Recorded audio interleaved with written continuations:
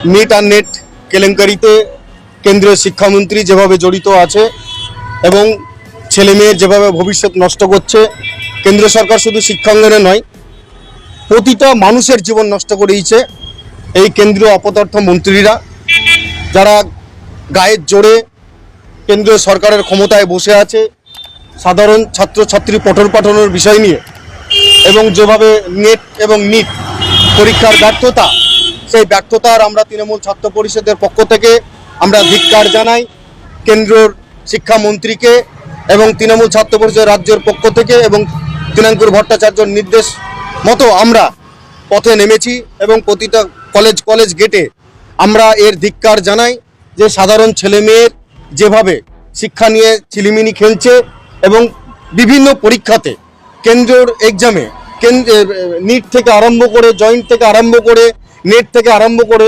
বিভিন্ন বিষয়ে ছাত্রছাত্রীর জীবন নিয়ে খেলা করছে, যে ব্যর্থতা বারংবার ব্যর্থতার মধ্যে কেন্দ্র সরকার পড়ছে।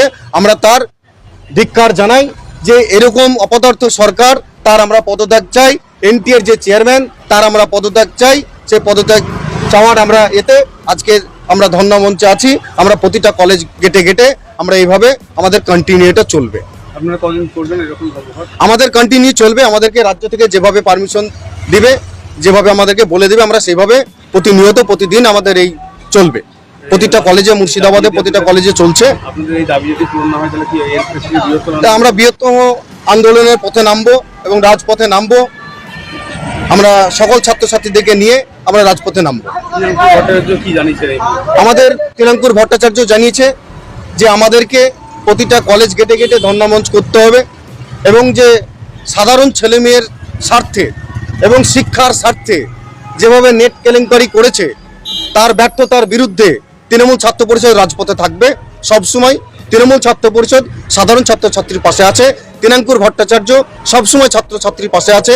নেত্রী মমতা বন্দ্যোপাধ্যায় আমাদের সর্বদাই পাশে থাকবে। সবুজ সেনা সেনাপতি অভিষেক বন্দ্যোপাধ্যায় আমাদের পাশে থাকবে, আমাদের পাশে।